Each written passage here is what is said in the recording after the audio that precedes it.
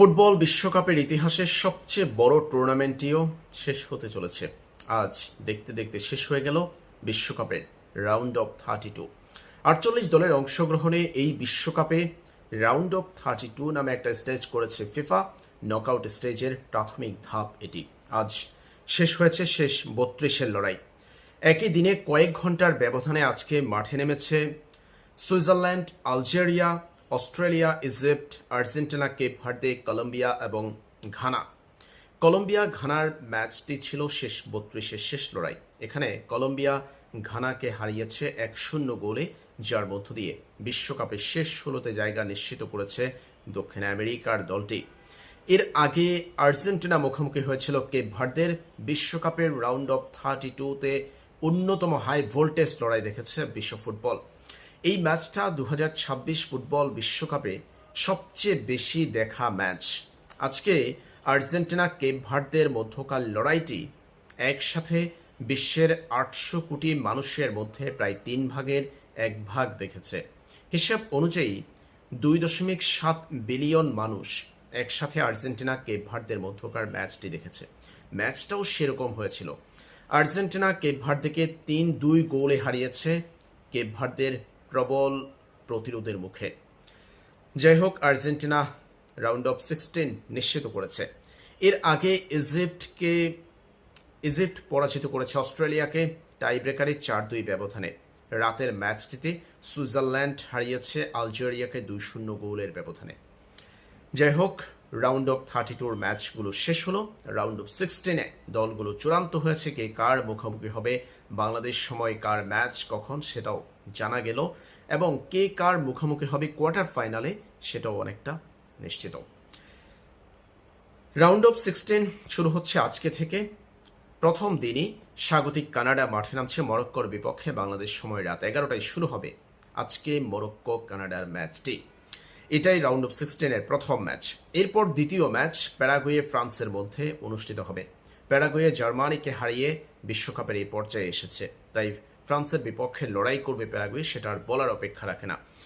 France প্যারাগুয়ের মধ্যকার লড়াইটি অনুষ্ঠিত হবে আজ বাংলাদেশ সময় রাত 3টা থেকে। আগামীকাল অনুষ্ঠিত হচ্ছে ব্রাজিলের ম্যাচ।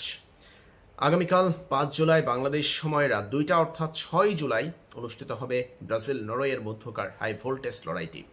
সেখানে ভিনিসিয়াস, আর্লিং হল্যান্ডদের দেখা যাবে লড়াই করতে। এরপর একই দিন ভোরে মাঠে নামছে, রাতে 2টায় মাঠে নামবে ব্রাজিল, ভোরে মাঠে নামবে ইংল্যান্ড মেক্সিকোর বিপক্ষে। ইংল্যান্ড মেক্সিকোর ম্যাচটি অনুষ্ঠিত হবে 6 জুলাই বাংলাদেশ সময় ভোর 6টায়। এরপর দিন পর্তুগাল মাঠে নামবে রাতে, অর্থাৎ 7 জুলাই মাঠে নামছে পর্তুগাল। 6 জুলাই বাংলাদেশ সময় রাত 1টা অর্থাৎ 7 জুলাই। এই ম্যাচটি রাউন্ড অফ 16-এর সবচেয়ে হাই ভোল্টেজ লড়াই হতে যাচ্ছে। এটা স্পেন মুখোমুখি হবে পর্তুগালের। স্পেন পর্তুগাল এর আগে বিশ্বকাপে দেখা হয়েছিল 2018 সালের রাশিয়া বিশ্বকাপে। গ্রুপ পর্বে ম্যাচটি 3-3 গোলে ড্র হয়েছিল রোনালদোর হ্যাট্রিকে। স্পেন পর্তুগাল মাঠে নামছে 7 জুলাই বাংলাদেশ সময় রাত 1টা। এরপর 7 জুলাই ভোরে বাংলাদেশ সময় ভোর 6টায় মাঠে নামছে যুক্তরাষ্ট্র বেলজিয়াম।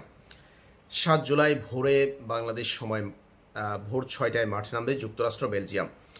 রাউন্ড অফ 16-এর শেষ অংশে এসে মাঠে নামতে যাচ্ছে আর্জেন্টিনা। আর্জেন্টিনার ম্যাচটি অনুষ্ঠিত হবে দারুণ একটা সময়ে 7 জুলাই বাংলাদেশ সময় রাত 10টায়।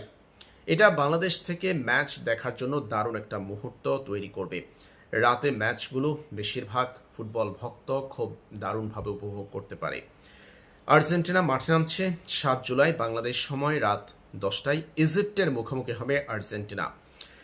রাউন্ড অফ 16-এর শেষ ম্যাচটা খেলবে সুইজারল্যান্ড কলম্বিয়ার মধ্যে একটা লড়াই হবে, হাই ভোল্টেজ লড়াই হবে। সুইজারল্যান্ড কলম্বিয়ার মধ্যকার ম্যাচটি অনুষ্ঠিত হবে 7 জুলাই বাংলাদেশ সময় রাত 2টা অর্থাৎ 8 জুলাই। আর্জেন্টিনা কোয়ার্টার ফাইনালে উঠলে সুইজারল্যান্ড কিংবা কলম্বিয়ার যে কোনো একটাকে পাবে।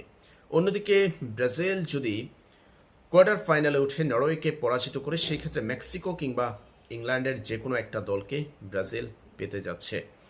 এদিকে